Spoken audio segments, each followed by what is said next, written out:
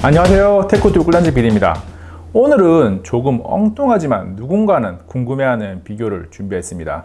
지난 9월 6일 국내 출시된 갤럭시 폴드와 2파 2019를 통해서 9월 5일 공개된 LG의 V50S 신규와 새로운 듀얼 스크린을 어떻게 사용성이 다른지 살펴보겠습니다. 사실 갤럭시 폴드와 V50S 듀얼 스크린은 카테고리가 완전히 다릅니다. 접었다 펼치는 것은 동일하지만 하나의 디스플레이를 접고 펴는 폴더블 형태하고 두 개의 디스플레이를 사용하는 듀얼 스크린은 분명히 다른 제품이거든요. 비슷한 점이라고는 접었다 펼치는 것 하나밖에 없지만 그 특징이 굉장한 비중을 차지하기 때문에 충분히 비교할 만한 가치는 있다고 생각을 합니다. 가장 먼저 기본적인 화면 크기부터 보겠습니다.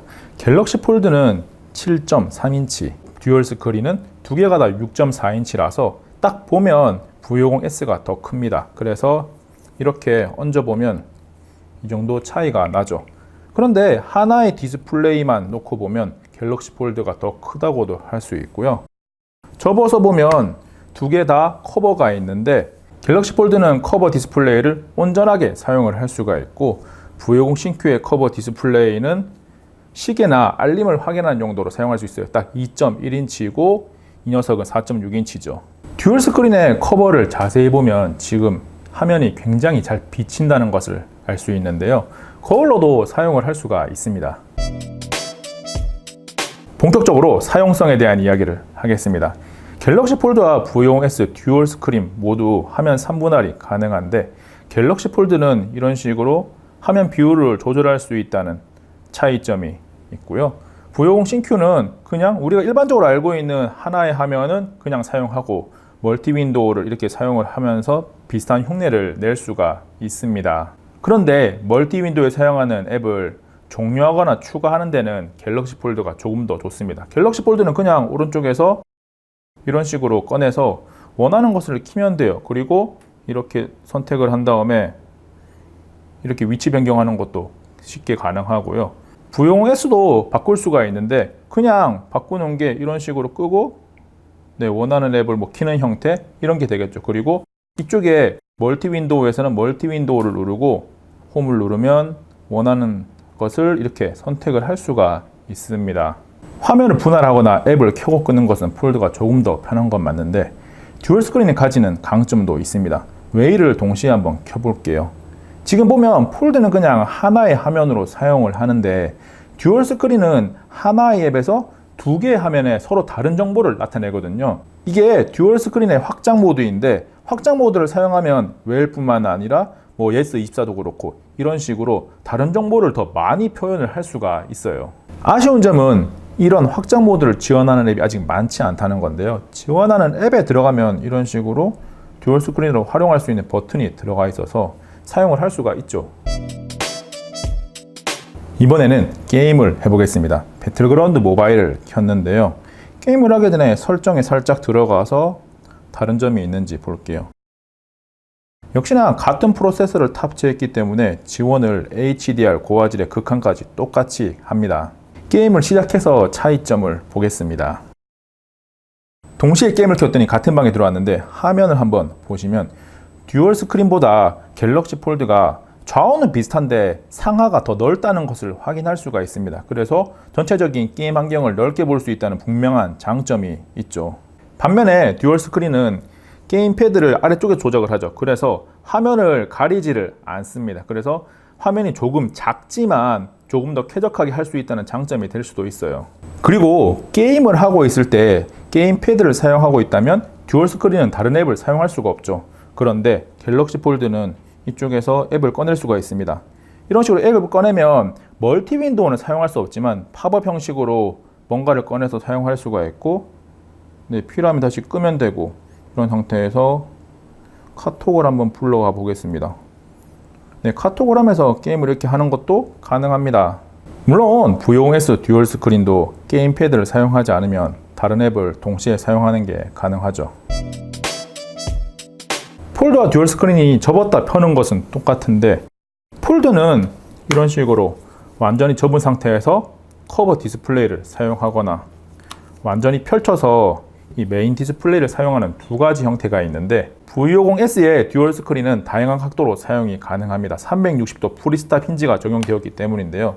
이런 상태에서 뭐 이렇게 아무 각도나 다 이렇게 사용을 할 수가 있어요.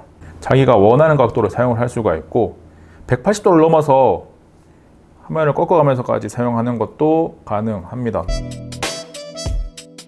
폴드도 그렇고 듀얼 스크린도 화면이 조금 크다 보니까 키보드를 사용하는 형태도 비슷한데요.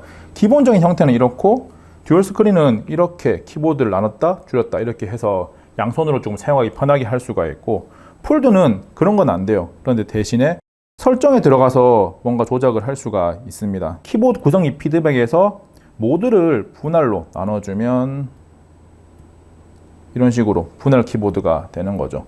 폴드도 듀얼 스크린처럼 쉽게 나눴다 펼 수 있으면 좋을 것 같아요.